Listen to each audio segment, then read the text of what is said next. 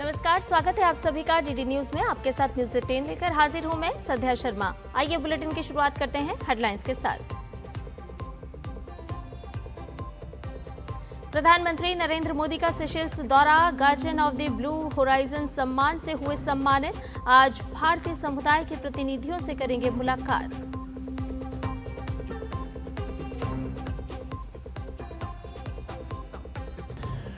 श्री राम मंदिर दान में कथित गड़बड़ी मामले में सुप्रीम कोर्ट में आज अहम सुनवाई। मामले की पूरी और तय समय सीमा में जांच की मांग के साथ दायर की गई है जनहित याचिका।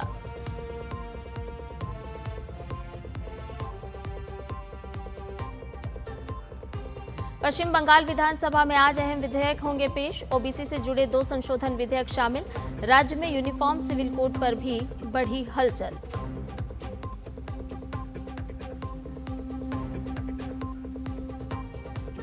पाकिस्तान की अफगानिस्तान पर एयर स्ट्राइक, आतंकियों को निशाना बनाने का दावा। अफगानिस्तान ने खारिज किया दावा, कहा हमलों में मारे गए दर्जनों आम नागरिक।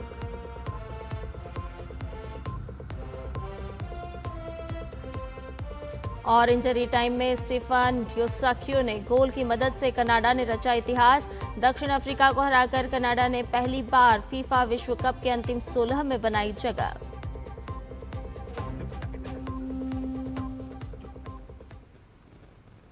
आइए सभी खबरों को विस्तार से जानते हैं। प्रधानमंत्री नरेंद्र मोदी इस वक्त सेशेल्स की यात्रा पर हैं। प्रधानमंत्री नरेंद्र मोदी आज सेशेल्स में भारतीय समुदाय के प्रतिनिधियों से मुलाकात करेंगे। इससे पहले प्रधानमंत्री सेशेल्स के राष्ट्रीय दिवस के स्वर्ण जयंती समारोह में विशिष्ट अतिथि के रूप में शामिल हुए। इस समारोह में भारत की सेना और नौसेना की टुकड़ियों ने भी हिस्सा लिया।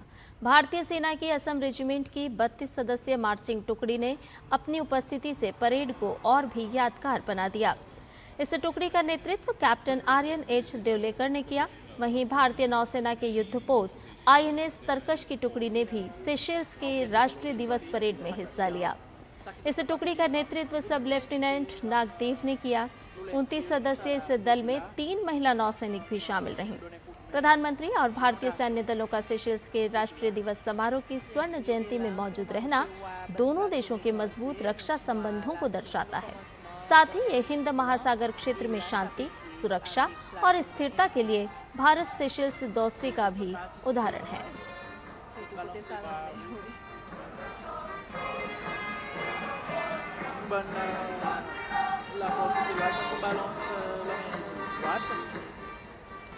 Ele não peguei de sabão platonete, hein?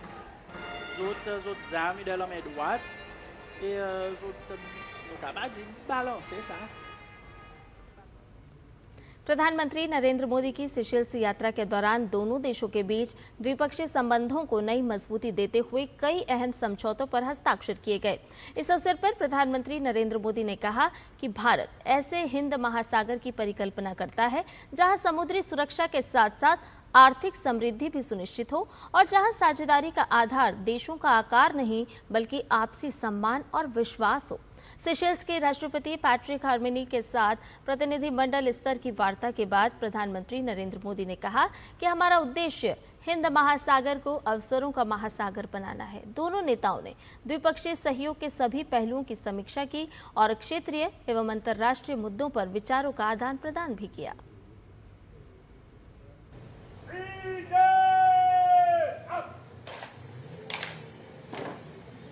Bharat Seychelles के बीच आपसी सहयोग की समीक्षा की गति गार्ड ऑफ ऑनर के लिए रेड कारपेट पर पीएम मोदी के कदमों के साथ बढ़ी।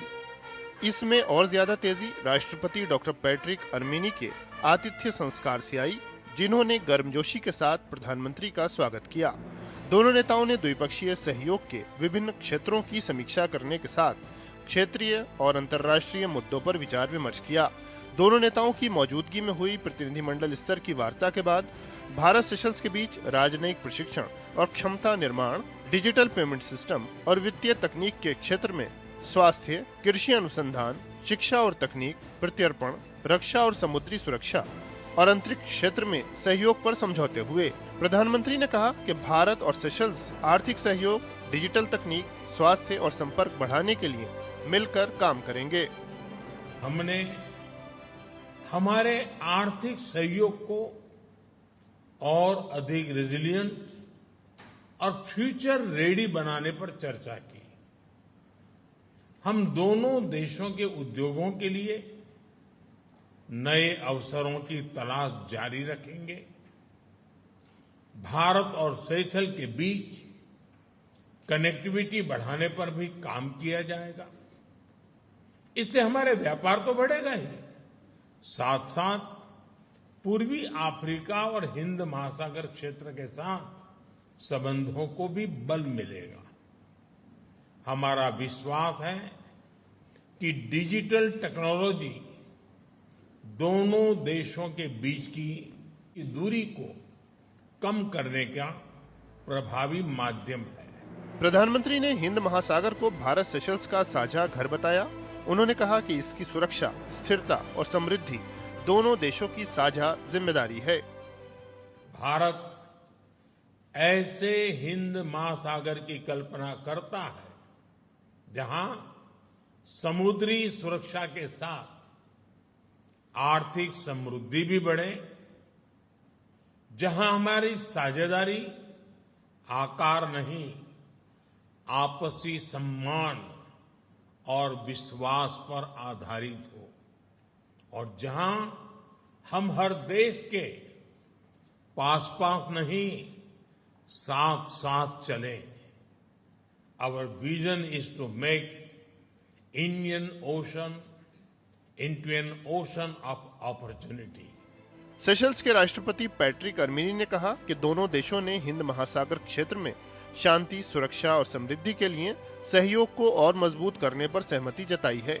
राष्ट्रपति अर्मिनी ने यह भी कहा कि दोनों पक्ष 17.5 करोड़ डॉलर के विशेष आर्थिक पैकेज की घोषणा से संबंधित चर्चा को आगे बढ़ाने पर सहमत हुए हैं। उन्होंने भारत द्वारा सेशल्स को दी जा रही मदद के लिए प्रधानमंत्री का आभार जताया। A particularly significant milestone is the groundbreaking inauguration of the Professional and Technical Education Center. This India-assisted project will equip Seychelles youth with world-class vocational training, strengthening our capacity building. My deepest gratitude to Prime Minister Modi for this transformative initiative. In our shared commitment to clean energy, we also inaugurated 3 solar water pumping systems under the International Solar Alliance, exemplifying India's support for Seychelles' transition to renewable energy. Bharat और Seychelles के बीच लंबे समय से मजबूत साझेदारी रही है, जिसकी नींव साझा ऐतिहासिक, सांस्कृतिक और लोगों के बीच परस्पर संबंधों पर आधारित है। हिंद महासागर क्षेत्र में एक महत्वपूर्ण समुद्री पड़ोसी के रूप में सेशल्स भारत के विजन महासागर और ग्लोबल साउथ के प्रति भारत की प्रतिबद्धता में विशेष स्थान रखता है। इससे पहले भारत और सेशल्स के बीच राजनयिक संबंधों के 50 वर्ष पूरे होने के अवसर पर विशेष कार्यक्रम आयोजित किया गया। कार्यक्रम के दौरान प्रधानमंत्री और सेशल्स के राष्ट्रपति ने संयुक्त रूप से भारत की सहायता से स्थापित व्यावसायिक प्रशिक्षण केंद्र को सेशल्स की जनता को समर्पित किया। इस मौके पर एक स्मारक लोगो का भी अनावरण किया गया।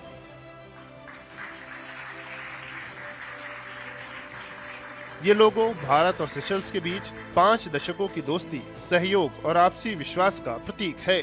प्रधानमंत्री नरेंद्र मोदी की 11 वर्षों के बाद सेशल्स की यह यात्रा अतीत के विश्वास को वर्तमान की उपलब्धियों के साथ जोड़ते हुए भविष्य के नए द्वार भी खोलती है। कैमरामैन आनंद कुमार के साथ Nikhil Singh, DD news, Seychelles. प्रधानमंत्री नरेंद्र मोदी को सेशल्स में guardian of the blue horizon सम्मान से सम्मानित किया गया। ये प्रधानमंत्री को मिला 34वां अंतर्राष्ट्रीय सम्मान है। इस सम्मान को प्राप्त करने वाले प्रधानमंत्री नरेंद्र मोदी पहले व्यक्ति हैं। विश्व कल्याण की भावना के प्रति हमेशा समर्पित रहने वाले प्रधानमंत्री नरेंद्र मोदी को उनके विदेश दौरों पर सम्मानित किया जाता है। सेशल्स की यात्रा के दौरान भी प्रधानमंत्री को guardian of the blue horizon से सम्मानित किया गया। प्रधानमंत्री मोदी को यह सम्मान सतत विकास, ब्लू इकोनॉमी, पर्यावरण संरक्षण, जलवायु परिवर्तन से निपटने, अंतर्राष्ट्रीय सहयोग और आने वाली पीढ़ियों के कल्याण जैसे क्षेत्रों में उल्लेखनीय योगदान के लिए दिया गया। यह प्रधानमंत्री मोदी को मिला 34वां अंतर्राष्ट्रीय सम्मान है। Guardian of the blue horizon, इससे सम्मानित किया जाना मेरे लिए और 140 करोड़ भारतवासियों के लिए अत्यंत हर्ष का विषय है। मैं इस सम्मान को विनम्रतापूर्वक स्वीकार करते हुए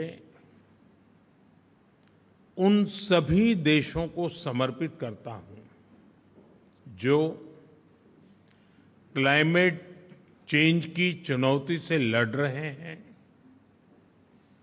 और पर्यावरण संरक्षण को भावी पीढ़ियों के प्रति अपना दायित्व मानते हैं। इससे पहले पीएम मोदी को स्लोवाकिया के राष्ट्रपति पीटर पेलेग्रिनी ने देश के शीर्ष सम्मान order of the white double cross first class से सम्मानित किया था। प्रधानमंत्री नरेंद्र मोदी को नॉर्वे के राजा ने देश के सर्वोच्च नागरिक सम्मान grand cross of the royal Norwegian order of merit से सम्मानित किया। प्रधानमंत्री मोदी को यह सम्मान वैश्विक मंच पर भारत की बढ़ती भूमिका, अंतर्राष्ट्रीय कूटनीति में सक्रिय भागीदारी और नॉर्वे के साथ सहयोग को नई दिशा देने के लिए दिया गया है। इससे पहले पीएम मोदी को स्वीडन में royal order of the polar star से सम्मानित किया गया। भारत स्वीडन संबंधों को मजबूत करने में असाधारण योगदान और दूरदर्शी नेतृत्व के लिए प्रधानमंत्री को ये अवार्ड दिया गया। स्वीडन की राजकुमारी विक्टोरिया ने पीएम को ये अवार्ड सौंपा। 1748 में स्थापित royal order of the polar star Sweden के सबसे प्रतिष्ठित शाही सम्मानों में गिना जाता है। पोलर स्टार यानी ध्रुव तारा, जो दिशा, स्थिरता और मार्गदर्शन का प्रतीक माना जाता है। इससे पहले साइप्रस ने प्रधानमंत्री मोदी को grand cross of the order of Makarios third, जबकि रूस ने the order of the Saint Andrews the apostle से सम्मानित किया था। प्रधानमंत्री मोदी ये सम्मान पाने वाले पहले भारतीय नेता बने। पश्चिम एशिया के जटिल भू राजनीतिक समीकरणों के बीच भारत ने संतुलित और भरोसेमंद साझेदारी की अपनी पहचान मजबूत की है। प्रधानमंत्री मोदी दुनिया के उन चुनिंदा नेताओं में शामिल हैं जिन्हें इजराइल और फलस्तीन दोनों ने अपने सर्वोच्च सम्मानों से नवाजा है। इजराइल ने उन्हें speaker of the Knesset medal प्रदान किया, जबकि फिलिस्तीन ने grand collar of the state of फिलिस्तीन से सम्मानित किया।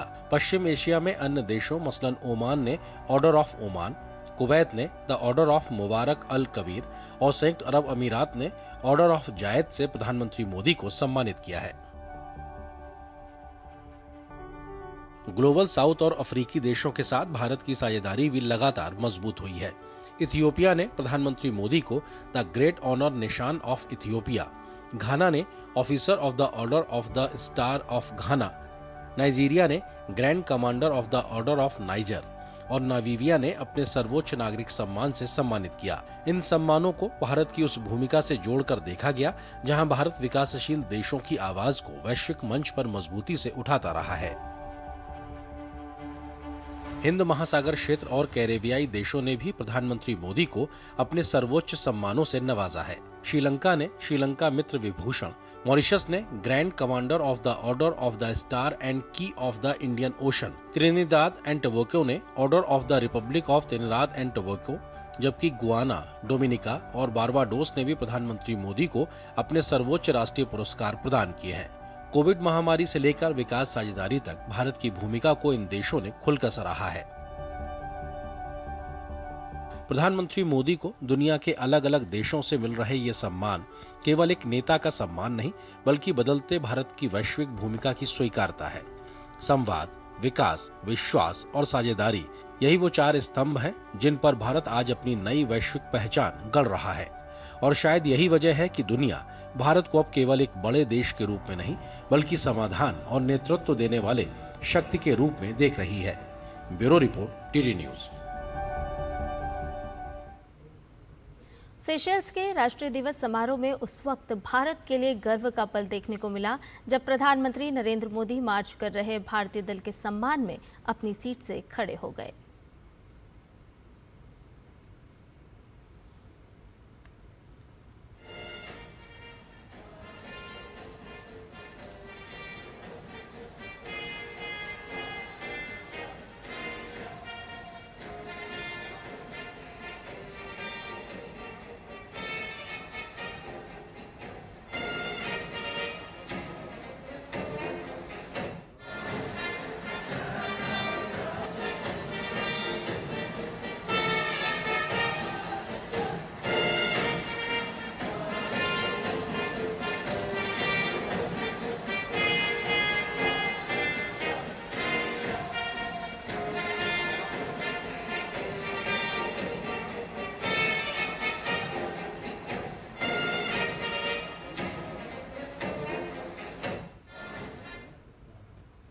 फिलहाल रुकने एक छोटे से ब्रेक के लिए, जल्द हाजिर होंगे।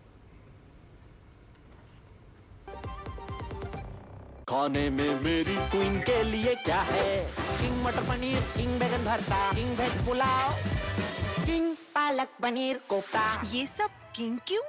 क्योंकि ये सब बना है MDH किचन किंग से आपका बॉस। MDH किचन किंग, असली किचन किंग। MDH। मेरी पसंद, मेरी पसंद, मेरी पसंद, मेरी पसंद, हमारी पसंद, हम सब की पसंद। मजबूत देश का मजबूत सरिया हो गया स्टील। ब्रेक के बाद न्यूज 18 में आपका एक बार फिर से स्वागत है। श्री राम मंदिर दान में कथित हेराफेरी का मामला अब देश की शीर्ष अदालत की दहलीज पर पहुंच चुका है। सुप्रीम कोर्ट आज इस मामले में जुड़ी एक अहम जनहित याचिका पर सुनवाई करने जा रहा है। आपको बता दें कि ये जनहित याचिका अधिवक्ता अजय कुमार राय और दिनेश कुमार यादव द्वारा दायर की गई है। इस याचिका में करोड़ों श्रद्धालुओं की आस्था और सार्वजनिक धन की संवेदनशीलता का हवाला देते हुए श्री राम जन्मभूमि तीर्थ क्षेत्र ट्रस्ट के फंड में हुई कथित वित्तीय गड़बड़ियों की सीबीआई की अगुवाई में एसआईटी से निष्पक्ष और समयबद्ध जांच कराने की मांग की गई है। याचिकाकर्ताओं ने कोर्ट से अपील की है कि वित्तीय पारदर्शिता सुनिश्चित करने के लिए सभी जरूरी बैंक खाते, सीसीटीवी फुटेज और डिजिटल लॉग्स को सुरक्षित रखा जाए ताकि सबूतों के साथ कोई छेड़छाड़ न हो सके। इससे पहले न्यायमूर्ति बीवी नागरत्ना की अध्यक्षता वाली अवकाशकालीन पीठ ने इस मामले में तत्काल सुनवाई की मौखिक अपील को स्वीकार करने से इनकार कर दिया था और याचिकाकर्ता को नियमित प्रक्रिया के तहत आज मामले का उल्लेख करने का निर्देश दिया। इस बीच उत्तर प्रदेश सरकार द्वारा गठित 3 सदस्यीय एसआईटी भी इस पूरे मामले की प्रारंभिक जांच में जुटी हुई है। पंजाब की राजनीति से जुड़े घटनाक्रमों पर सभी की निगाहें हैं। आज पंजाब के सिख मंत्रियों और विधायकों की श्री अकाल तख्त साहिब के समक्ष पेशी होना है। ये पेशी पंजाब सरकार के बेअदबी कानून और उससे जुड़े विवाद को लेकर बुलाई गई है। गैर सिख मंत्रियों और विधायकों से लिखित स्पष्टीकरण मांगा गया है। पेशी से पहले अमृतसर में मुख्यमंत्री भगवंत मान ने बैठक की। बैठक में आम आदमी पार्टी ने इस मामले पर अपनी रणनीति तैयार की। भगवंत मान का कहना है कि मास्क लगाकर उनका फर्जी वीडियो बनाया गया। उन्होंने मास्क वाला वीडियो और अपना पक्ष लिखकर श्री अकाल तख्त साहिब को भेजने की बात भी कही है।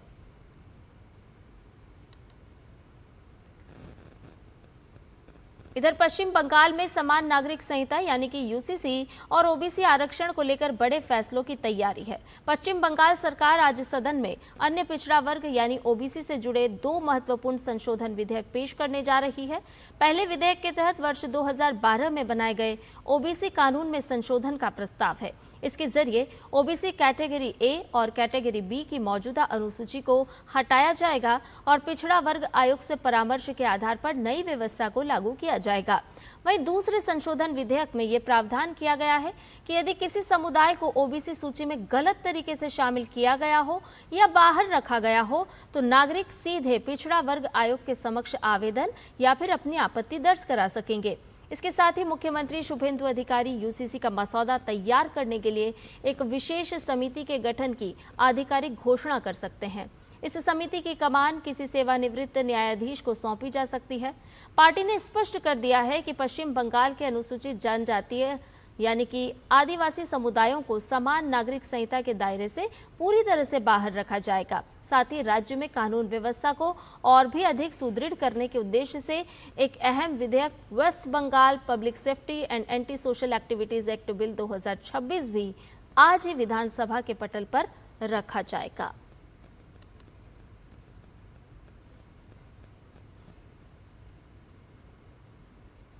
और आइए अब आपको बताते हैं कि आखिर यूसीसी है क्या और इससे किस तरह से सीधे सीधे नागरिकों को लाभ मिलता हुआ नजर आएगा। दरअसल यूनिफॉर्म सिविल कोड, जो कि यूसीसी कहा जाता है, सभी नागरिकों के लिए ये समान कानून है, यानी कि सभी के लिए समानता का अवसर प्रदान करता है। विवाह और तलाक पर समान नियम इसके तहत लागू होते हैं। जब किसी राज्य में यूसीसी लागू हो जाता है तो फिर विवाह हो या फिर तलाक, सभी पर समान तरह से नियम लागू होंगे और इसके साथ साथ शादी का रजिस्ट्रेशन कराना भी अनिवार्य हो जाता है। लिव इन रिलेशनशिप का पंजीकरण भी जरूरी होता है। इस यूसीसी कानून के तहत समान उत्तराधिकार और संपत्ति का अधिकार भी समानता के साथ यहाँ पर मिलता है। इस कानून के तहत जटिल और पर्सनल लॉ की जगह एक सरल कानून की ये व्यवस्था करता है यूसीसी। राष्ट्रीय अखंडता और एकता को भी इसके माध्यम से बढ़ावा मिलता है। कोर्ट केस जल्दी सुलझाने में मदद मिलती है साफ तौर पर जब किसी राज्य में ये यूसीसी लागू हो जाता है, यानी कि सीधे सीधे नागरिकों को इसका लाभ मिलता है। नागरिक अधिकारों को ये प्राथमिकता प्रदान करता है और इसी उद्देश्य से यूसीसी को लाया गया है। अब यूसीसी के लाभ क्या क्या हैं, ये भी ग्राफिक के जरिए आपको समझाते हैं। सबसे पहले बात सामाजिक न्याय की करते हैं। यूसीसी से सामाजिक न्याय को सीधे तौर पर बढ़ावा मिलता है।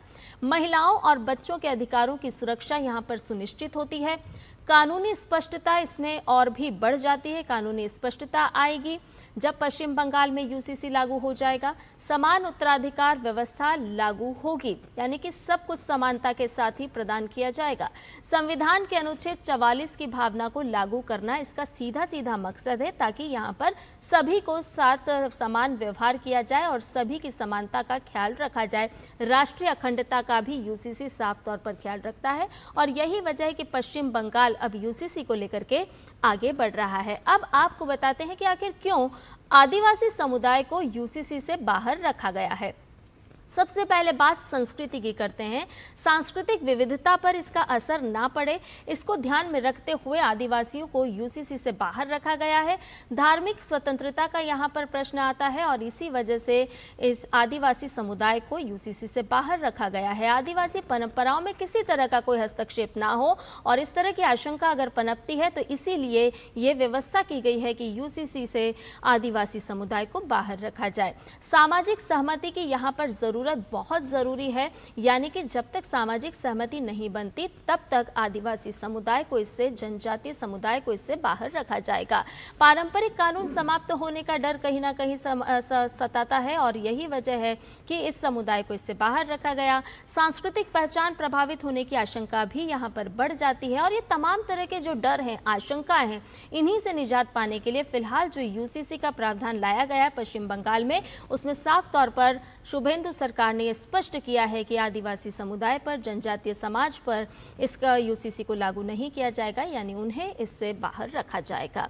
आइए खबरों में बढ़ते हैं आगे। आपको बताएं कि 1 जुलाई से कई नियम बदलने वाले हैं। जी हां, 1 जुलाई को नियम बदलेंगे। कौन कौन से बदलेंगे, आइए आपको बता देते हैं कि ये कौन कौन से बदलाव अब होने वाले हैं जिसका पालन आपको भी करना होगा। आधार ईमेल अपडेट जो है वो दिसंबर तक मुफ्त होगा, यानी कि 1 जुलाई से जो नियम बदलेंगे इसमें सबसे पहले एक अच्छी खबर है कि आपको मुफ्त में अपडेशन मिल सकता है। UIDAI के ने ईमेल अपडेट जो है वो निःशुल्क कर दिया है। SBI क्रेडिट कार्ड रिवॉर्ड नियम में भी अब बदलाव होने वाले हैं। इन बदलावों को जरूर समझ लीजिए। फोन पे कार्ड पर रिवॉर्ड सीमाएं और बदलाव क्योंकि अब लागू होने वाले हैं। HDFC बैंक की बात करते हैं तो HDFC कार्ड लाउंज बेनिफिट के लिए खर्च शर्त जरूरी कर दी गई है। इसके अलावा हर तिमाही में 3 फ्री एयरपोर्ट लाउंज मिलेंगे, यानी कि हर 3 महीनों के दौरान आप 3 एयरपोर्ट लॉन्च विजिट कर सकते हैं। भारत और विदेश में बढ़ेंगी पासपोर्ट फीस। 36 पेज का अगर आप पासपोर्ट लेते हैं सामान्य तौर पर तो फीस उसकी 1500 से बढ़ाकर 2500 कर दी गई है। अब तक 1500 रुपये दिए जाते थे, लेकिन अब आपको 2500 रुपये चुकाने होंगे। तत्काल 36 पेज पासपोर्ट अगर आप लेते हैं तो उसको बढ़ा करके 5000 रुपये कर दिया गया है। 60 पेज का सामान्य पासपोर्ट अगर आप लेते हैं तो उसकी फीस 2000 से बढ़ाकर 3500 कर दी गई है। वहीं 60 पेज का तत्काल पासपोर्ट के लिए अगर आप अप्लाई करते हैं तो अब आपको 4000 की जगह 6000 रुपये चुकाने होंगे, यानी कि 1 जुलाई से कई सारे नियम बदलने वाले हैं और इन नियमों को ध्यान में रख करके आप अपनी सुविधा के अनुसार इनका लाभ ले सकते हैं। UIDAI ने ईमेल अपडेट शुल्क को हटा दिया है, यानी कि आप मुफ्त में अपना आधार अपडेट कर पाएंगे। SBI क्रेडिट कार्ड के रिवॉर्ड नियम को भी जान लीजिएगा। अगर आपके पास ये कार्ड है, अगर आप SBI कार्ड को लेते हैं तो आप अपने नियमों को जान लीजिए। बैंक के माध्यम से HDFC कार्ड लाउंज बेनिफिट के लिए खर्च शर्त ज़रूरी कर दी गई है और इसमें 3 विजिट का भी प्रावधान किया गया है, यानी कि हर 3 महीने में 3 फ्री एयरपोर्ट लाउंज विजिट आपको फ्री मिलेगी। आइए आगे बढ़ते हैं। केंद्रीय गृह मंत्री अमित शाह ने असम के कुछ हिस्सों में बाढ़ जैसी स्थिति को लेकर असम के मुख्यमंत्री हिमंत बिस्वा शर्मा से बात की है और राज्य में बाढ़ की स्थिति का जायजा भी लिया। असम के कई हिस्सों में बाढ़ के हालात बने हुए हैं। लगातार बारिश की वजह से नदियों का जलस्तर खतरे के निशान से ऊपर चला गया है, जिससे 6 जिलों में 22,000 से अधिक लोग बाढ़ से प्रभावित हुए हैं। भारी बारिश, बाढ़ और नदी के किनारे के कटाव से आर्ची पाथर और सीमेंट चौपारी स्टेशंस के बीच स्थित एक रेलवे पुल भी प्रभावित हुआ है। 1965 में बने और बाद में ब्रॉडगेज में बदले गए इस पुल की हालत अच्छी थी, लेकिन नदी के किनारे का एक बड़ा हिस्सा बह जाने के कारण इसका एक पिलर अस्थिर हो गया। DRIMS असम बाढ़ रिपोर्ट के अनुसार नांगला मुरा घाट पर दिसांग नदी खतरे के निशान से ऊपर बह रही है। सबसे बुरी तरह प्रभावित जिलों में धेमाजी, नलबाड़ी, डिब्रूगढ़, चिरांग, लखीमपुर और कोकराझार हैं, जहां बाढ़ का पानी 11 राजस्व सर्किल्स के 96 गांवों में फैल चुका है। धेमाजी सबसे ज्यादा प्रभावित जिला बना हुआ है, जहां 15,483 लोग प्रभावित हुए हैं और 1,263 हेक्टेयर से ज्यादा कृषि भूमि जलमग्न हो गई है। धेमाजी में बचाव कार्य चल रहा है, जहां NDRF और फायर एंड इमरजेंसी सर्विस ने 5 नाव तैनात की है और 52 लोगों के साथ साथ 18 जानवरों को सुरक्षित स्थानों पर भी पहुंचाया गया है।